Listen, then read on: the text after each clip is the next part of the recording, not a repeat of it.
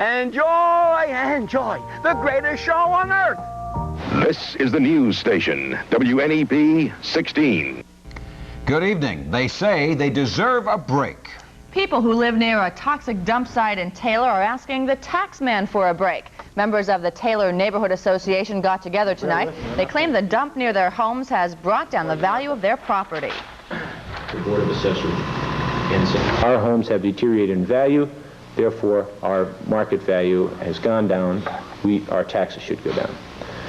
Has started removing some of the barrels from the dump. You can see here from Skycam 16. And while the cleanup goes on, residents plan to take their fight for lower property taxes to Taylor Borough Council tomorrow.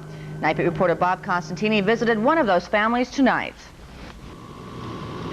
Each one of these homes in the Greenview West section of Taylor is assessed at about $8,600. This 3-year-old home on Rinaldi Street received a tax bill of about $1,000 from Lackawanna County this year. In the kitchen are Jackie Koch, an unemployed mother, and her husband John, an interior decorator. It's a beautiful house. You might expect that, being of an interior decorator. Thank you. A lot of money went into this house, and the owners say it's now worth about $70,000. But go out into the backyard and you see, just a stone's throw away, the EPA crew cleaning up the hazardous chemical barrels at the Taylor landfill. The Koches want their taxes lowered because they feel the money they put into the home is valueless now. Because of what's going on in the area with the barrels, we couldn't get rid of the houses right now if we gave them away. People wouldn't want them. Most people wouldn't want to build here even. They know the home will be worth a lot in a few years, but as long as the chemicals are so close, the Koches think they deserve the tax break. Well, I would say a reasonable figure would be 20%, 25%. The property values in the area have just had to go down with this situation. John and Jackie Koch have no plans to move. They feel safe, but not secure with the knowledge that if they tried to sell this home now, they probably couldn't. Bob Costantini, Newswatch 16, Taylor. Well, Nolan, sometimes children have to watch television alone. That's because both their parents are at work when they get home from school. But to change that, a new program is getting underway in Scranton next month. It's called Latchkey. The South Scranton YWCA will begin taking in close to 48 students from the Plaza and Kennedy elementary schools. Those students who would normally return to empty homes after school. Youngsters go home, and I think at a very early age what they get into is the tendency to turn on the TV and begin watching soap operas, things of that nature. I think this will get them engaged in kinds of activities that we feel is more relevant to their growth and development. And under the Latchkey program, some students in Scranton will have a chance to play with other kids under supervision rather than sit home alone. A problem faced by a lot of handicapped people is simply trying to get from one place to another. This is National Handicapped Week, and as Newswatch 16's Dan Fiorucci reports, some hope the event will bring some attention to the handicapped's special problems. For a handicapped person, a 4-inch curb like this might as well be a mountain. There's just no way to get past it. There are a lot of barriers that stop the physically handicapped from enjoying full, rewarding lives. They literally cannot get into buildings that you or I could easily walk into. Among the buildings the disabled can't get into are most federal post offices in Lackawanna County, and even some Social Security offices. The Federal Rehabilitation Act of 1973 was supposed to eliminate architectural barriers in buildings all over the country. And yet today, 10 years after the act passed, the federal government is violating its own law. Why doesn't Uncle Sam enforce or obey his own standards? Physicians for the disabled say the answer is simple: money. No one likes to spend money on people who have long-term disability or chronic illnesses, and I think that's the bottom line.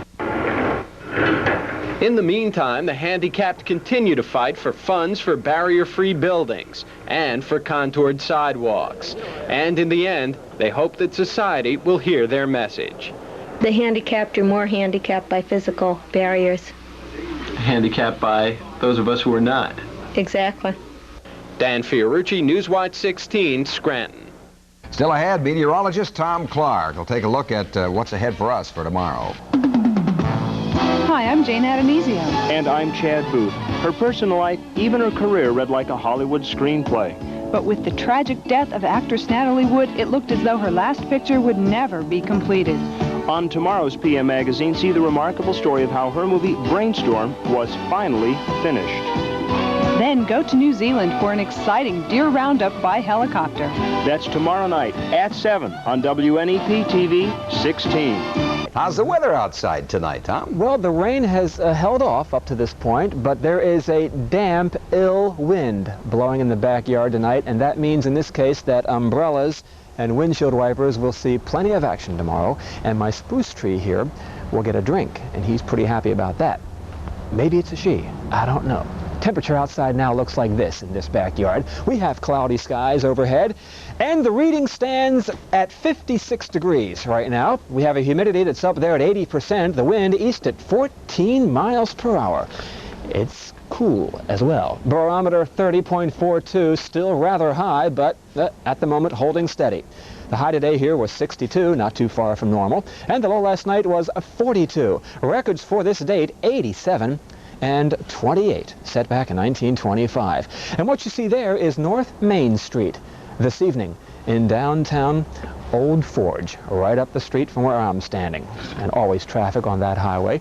Look at the satellite photograph, lots of clouds because of an east wind off the ocean. A lot of moisture coming ashore and a lot of rain from Pennsylvania all the way down to Florida this afternoon and tonight. More rain out to the west. Look at this line here, the leading edge of colder air pushing across the nation's midsection. Some pretty heavy thunderstorms out this way. Golf ball size hail fell from some of these thunderstorms here across Oklahoma this afternoon, and there's been some 2-inch plus rains out that way as well, and further west out in the Rocky Mountains in Colorado where the cold air is, some snow, slush covered highways in some of the mountain passes up in some of the highest elevations of Colorado, and some snow showers will continue out that way tonight, and also up in northern Minnesota, some snow flurries possible before dawn tomorrow. Our nowcast looks like this. Here's what we have. Look at the area of rain and drizzle now all the way from, well, western Pennsylvania down across the Virginias into the Carolinas. Some of the rain heavy, especially in the mountains of Virginia now, and as you can see, it is closing in on northeastern Pennsylvania. Rain and drizzle now down in Philadelphia and over in Trenton. And of course, you saw some of the rain coming down at Memorial Stadium in Baltimore. All this rain moving up to the north, and most of it will get here by daybreak tomorrow. It should be raining by 7 o'clock. 3 inches of rain in Cape Hatteras today from this rain. Now tonight, breezy conditions will continue. Drizzle and some rain will develop by daybreak. About 54 in Towanda, 54 in Taylor, 56 in Bloomsburg, 56 the low in Pottsville, hello down there, and 55 the low tonight in Jersey Shore. Now tomorrow, a good bit of rain and drizzle, a very dismal kind of day, if you will. Fog, some of it dense in the mountain areas tomorrow, the Poconos and down to Hazleton. 61 the high in Archibald, 57 in Laraysville, that's up there in Bradford County, 65 in Palmerton, about 63 in Jersey Shore, 60 in Williamsport, the high tomorrow. Now, because of all the dampness in the air tomorrow, look at the resistance to aches and pains. The index is very low tomorrow, so take it easy if you plan on doing a lot of exercise tomorrow. Cloudy tonight, 54 the low. We've already had that, I think. Temperatures holding steady about now. Good bit of rain tomorrow, 62. Look at Thursday. Some warm air is going to make it in. 71 will be the high. Still the chance of a shower or two Thursday into Friday. 72 on Friday. And then the weekend at this point does not look too bad, but things may change. We'll take another look at it tomorrow night at 6 o'clock. Roads will be slippery tomorrow, and so drive with extra care when you're heading out. Karen and Nolan, some wet leaves on the highways as well tomorrow. All right, we'll be careful, and you too. Please do, okay. Thanks, Tom. Now that the weather is starting to get colder, work is winding down for the year on Wilkes-Barre's Cross Valley Expressway. PennDOT is working on a section of the road that you can see here from Skycam 16. The highway's designed to be a quick way to get between downtown Wilkes-Barre and the Dallas area. PennDOT says major work like the construction of a new bridge will begin in the spring, and the section of the highway is expected to be finished by the fall of next year. It's an opening night they've been waiting for, and it will finally happen this Saturday in Bloomsburg. The Bloomsburg Theatre Ensemble will present the comedy Hay Fever in their brand new home. The group is busy putting finishing touches on the old Columbia Movie Theater in Bloomsburg. The professional actors took over the place 3 years ago. They've been working ever since to convert it into a theater for plays. The group's new facility is being called the Alvina Krause Theater in honor of the woman who helped form the group of actors in Bloomsburg. Something to be proud of. Absolutely. Yeah. How the West was won Saturday only on WNEP 16. We are back in windy Wilkes-Barre. You know, I have to be honest. When I first got an assignment on the World Series, I said, I'm about as excited as a dog after he's had dinner. It's cool out, there's a nip in the air, it's fall, it's football season, NFL. But I came down here to Wilkes-Barre. I started talking to some fans. When they told me that the Phillies are the underdogs in the World Series, well, I got pretty mad because, you know, the bite of an underdog fan can be ferocious. This group of construction workers would rather construct Phillies cheers. Philadelphia all the way. Pretty sure about that. All the Weeze kids will do it. Us guys over 40 got to stick together. And Mary Gilroy of Kingston is sticking with the Phils. I'm a Philly fan, and they're going to win because of the best. I've been a fan for this for the last 50 years. And she's pretty sure they'll win. Absolutely. I'll buy a dinner if they miss. I'll buy a lobster tail. But some girls from Coughlin High have differing opinions. You miss your pictures, the shows that you really want to watch. Your baseball's on, and it's on for so long. It's really all Phillies, all the time. Some folks I've been talking to here in downtown Wilkes-Barre are a little annoyed because they've heard that they'll be nameless, some of the Newswatch 16 sportscasters have actually picked the Orioles. Now, it's not Jay Christopher, don't get mad at him, won't say any names, but somebody has. But that's sports, and as for myself, I'm in news, and when you're in news, no bias, no favorites, just the facts. You're supposed to be maybe even a little cold and very detached. Oh, what the heck? Go Phils! A prehistoric monster creates terror in a Mexican town.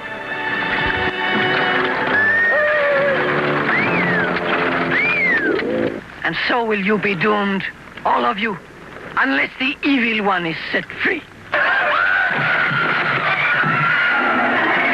Guanji's loose! It's another chilling adventure in the Valley of Guanji. Tomorrow's $16,000 movie at 4, here on WNEP 16. It's not often, you know, a team gets back-to-back shots at a national championship, but there aren't many teams around like our Scranton Eagles. The Eagles were showing off their second Empire Football League championship trophy today and talking about the upcoming national semi-pro playoffs. The Eagles will host the first game November 6th at Memorial Stadium. That's a 3-week layoff between games that head coach Chick Rader is concerned with. We're hoping to get a game in between this national final, if that's possible. If it's not possible, then we may work out a situation with Binghamton, or we just may do it on our own in order to give us some game-like type conditions. Rader says he really is not interested in doing anything with the other semi-pro team, and they are the Pocono Mountaineers, because they just don't play the kind of football that they need in order to get ready for that football game. That's all of it. Give tonight your best shot. I will see you after the baseball game. We hope they're going to play. Hope so. You got the fever too, haven't you? Absolutely. Right. Okay, well, as Joe says, it's baseball fever time, World Series time, and that fever is spreading all across the country. And when Newswatch 16 continues, we'll have the story of a kid who's really caught that fever. He's got a good reason.